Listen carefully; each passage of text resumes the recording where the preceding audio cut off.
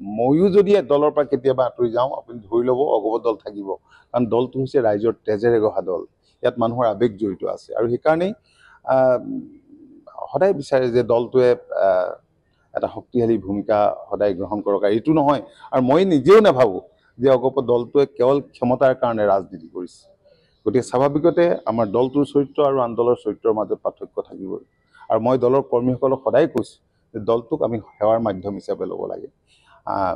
দলটোক আৰু পৈতৃক সম্পত্তি নহয়। আপোনালোকে জানে যে মিত্ৰতাত থাকিলে সম্ভাৱনাপূৰ্ণ সমষ্টি থাকিলেও কেতিয়াবা এৰিবলগীয়া হয় বা দিবলগীয়াও হয়।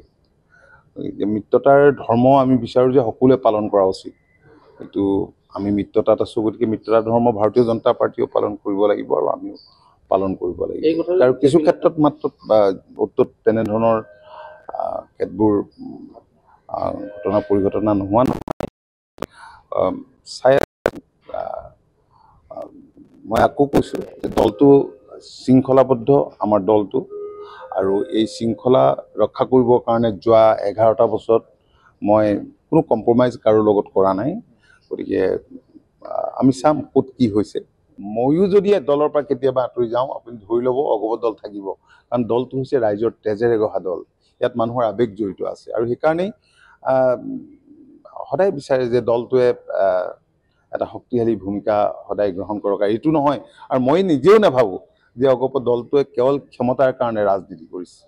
গতিকে স্বাভাৱিকতে আমাৰ দলটোৰ চৰিত্ৰ আৰু আন দলৰ চৰিত্ৰৰ মাজত পাৰ্থক্য থাকিবই। আৰু মই দলৰ কৰ্মীসকলক সদায় কৈছোঁ যে দলটোক আমি সেৱাৰ মাধ্যম হিচাপে ল'ব লাগে। দলটোক আৰু পৈতৃক সম্পত্তি নহয়। আপোনালোকে জানে যে মিত্ৰতাত থাকিলে সম্ভাৱনাপূৰ্ণ সমষ্টি থাকিলেও কেতিয়াবা এৰিবলগীয়া হয় বা দিবলগীয়াও হয়। মিত্ৰতাৰ ধৰ্ম আমি বিচাৰোঁ যে সকলোৱে পালন কৰা উচিত। কিন্তু আমি মিত্ৰতাত আছোঁ, গতিকে মিত্ৰতা ধৰ্ম ভাৰতীয় জনতা পাৰ্টীও পালন কৰিব লাগিব আৰু আমিও পালন কৰিব লাগিব। আৰু কিছু ক্ষেত্ৰত মাত্ৰ অত্যুত তেনেধৰণৰ কেতবোৰ ঘটনা পৰিঘটনা নোহোৱা নহয়। মই আকৌ কৈছোঁ যে দলটো শৃংখলাবদ্ধ, আমাৰ দলটো, আৰু এই শৃংখলা ৰক্ষা কৰিবৰ কাৰণে যোৱা 11টা বছৰত মই কোনো কম্প্ৰমাইজ কাৰো লগত কৰা নাই। গতিকে আমি চাম ক'ত কি হৈছে। ময়ো যদি দলৰ পৰা কেতিয়াবা আঁতৰি যাওঁ আপুনি ধৰি ল'ব অগপ দল থাকিব, কাৰণ দলটো হৈছে ৰাইজৰ তেজেৰে গঢ়া দল।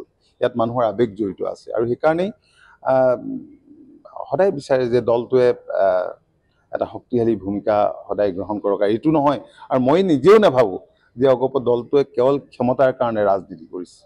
গতিকে স্বাভাৱিকতে আমাৰ দলটোৰ চৰিত্ৰ আৰু আন দলৰ চৰিত্ৰৰ মাজত পাৰ্থক্য থাকিবই। আৰু মই দলৰ কৰ্মীসকলক সদায় কৈছোঁ যে দলটোক আমি সেৱাৰ মাধ্যম হিচাপে ল'ব লাগে। দলটোক আৰু পৈতৃক সম্পত্তি নহয়। আপোনালোকে জানে যে মিত্ৰতাত থাকিলে সম্ভাৱনাপূৰ্ণ সমষ্টি থাকিলেও কেতিয়াবা এৰিবলগীয়া হয় বা দিবলগীয়াও হয়। মিত্ৰতাৰ ধৰ্ম আমি বিচাৰোঁ যে সকলোৱে পালন কৰা উচিত। কিন্তু আমি মিত্ৰতাত আছোঁ, গতিকে মিত্ৰতা ধৰ্ম ভাৰতীয় জনতা পাৰ্টীও পালন কৰিব লাগিব আৰু আমিও পালন কৰিব লাগিব। আৰু কিছু ক্ষেত্ৰত মাত্ৰ অত্যুত তেনেধৰণৰ কেতবোৰ ঘটনা পৰিঘটনা নোহোৱা নহয়।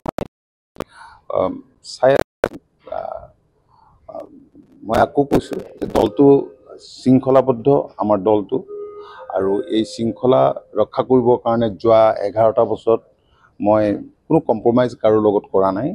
গতিকে আমি চাম ক'ত কি হৈছে।